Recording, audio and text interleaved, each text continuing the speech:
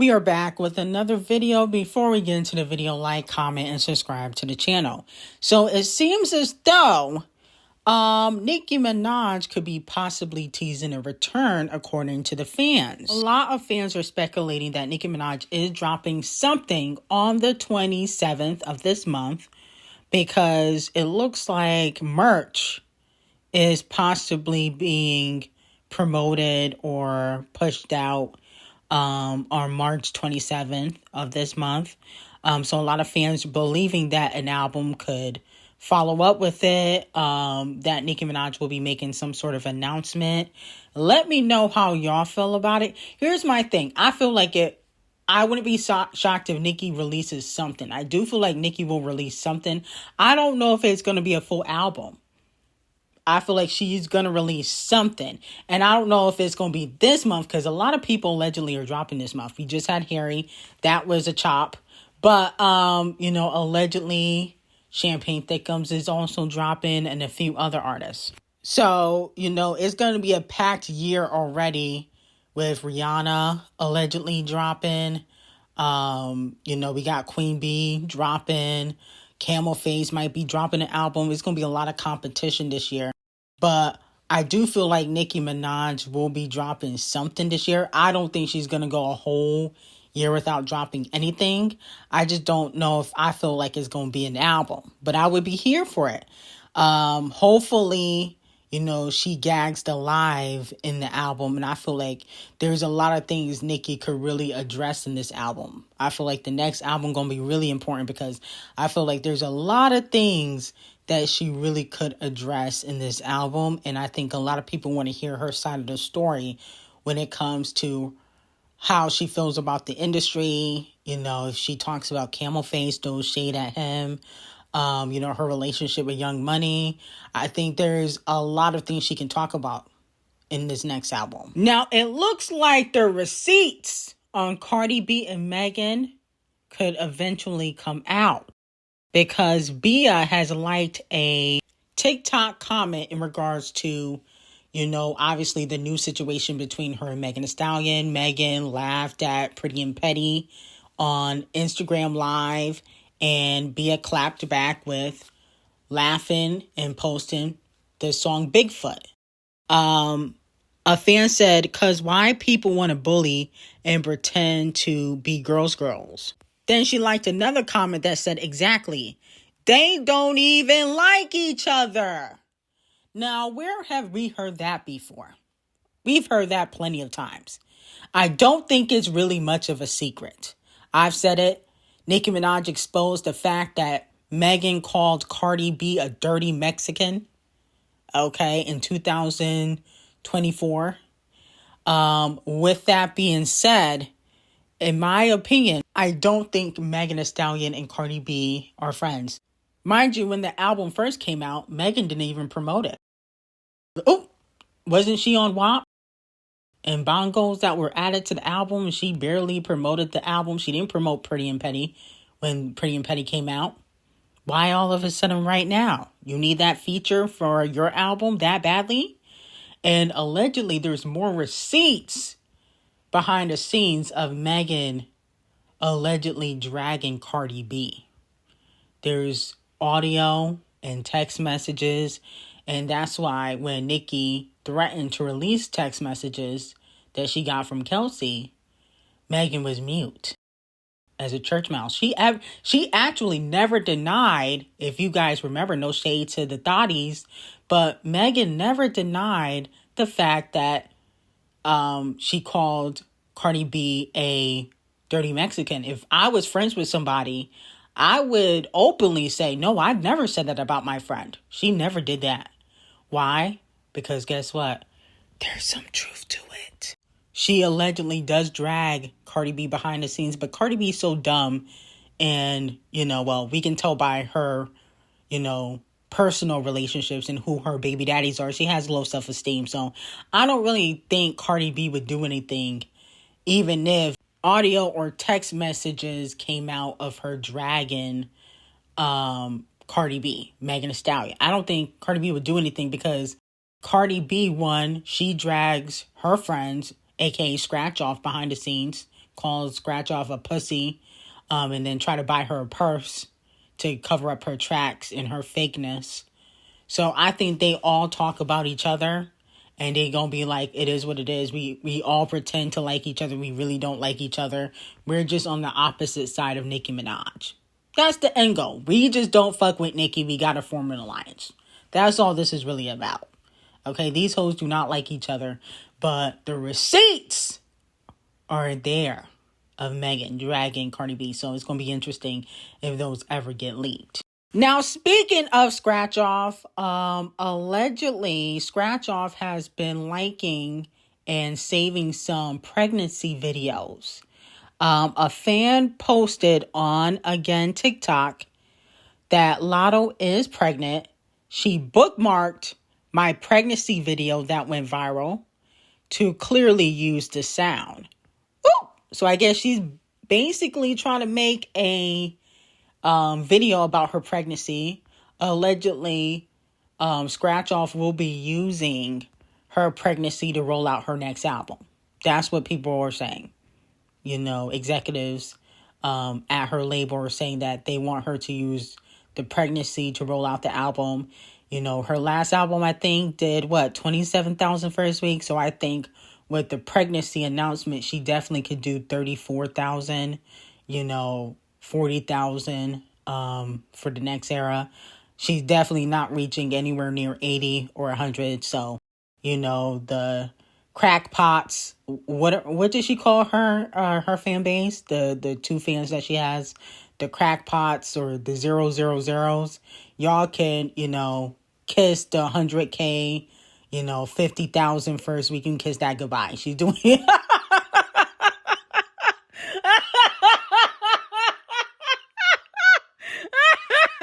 No shade. It's no shade, but you can kiss that goodbye. She's doing 40,000, 30,000 for her next era, even with the pregnancy announcement. Okay? No shade.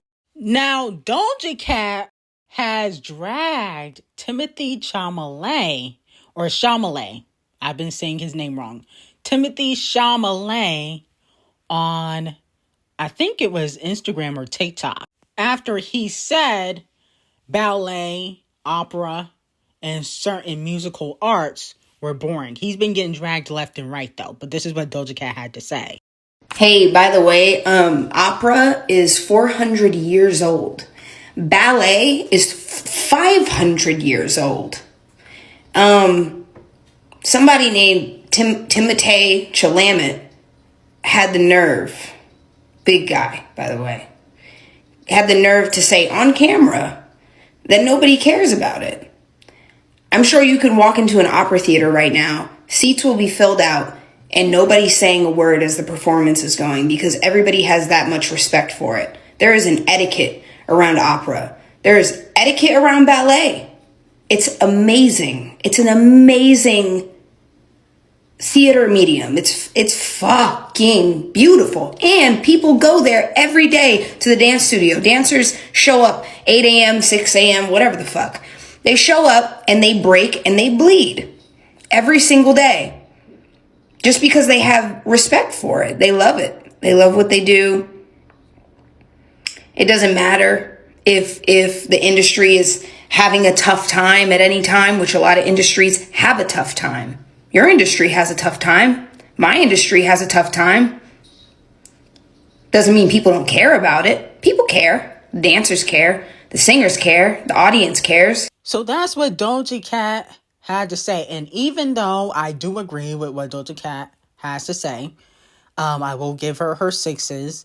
I'm wondering, why are you speaking out about this? This has nothing to do with you. Now, a lot of celebrities have been chiming in. Jamie Lee Curtis also, like we discussed yesterday, she also posted on Instagram a TikTok of somebody dragging Timothée Chalamet. Now, I would say that Doja Cat, who has a thing for white men, usually never drags them. Ever. Okay? So I'm wondering, and there's no shade to the kitty litters. This is not shade. But I wonder if she slid in his DMs and he basically ignored her was like, I don't want to be bothered with this bald head scallywag. And that's why she's speaking out. I wonder, because Doja Cat never, ever drags a white man publicly. She loves white men. And I'm not saying that she can't give her 2 cents, because a lot of celebrities have. But I think it's interesting that you're like calling this out. You know what I'm saying? Like, this has nothing to do with you. You're not even in the acting field like, Jamie Lee Curtis. And you've done some questionable things. You've done a lot of things that are questionable, especially when you were in the racist chat rooms. Have you ever, fully addressed that? So I'm thinking Timothée Chalamet probably ignored Doja Cat's DM. She probably was thirsting after him, when she saw Willy Wonka or Done. And just like she was doing with Joseph Quinn, she was sliding into 17 and 16-year-olds DMs trying to get with Joseph Quinn. I think she might have slid in Timothy's DMs. He probably ignored her, was like, I don't want to deal with this bald head scallywag. And now she's speaking out. That's my theory. I'm just saying, because I'm like, it's interesting that you calling this out.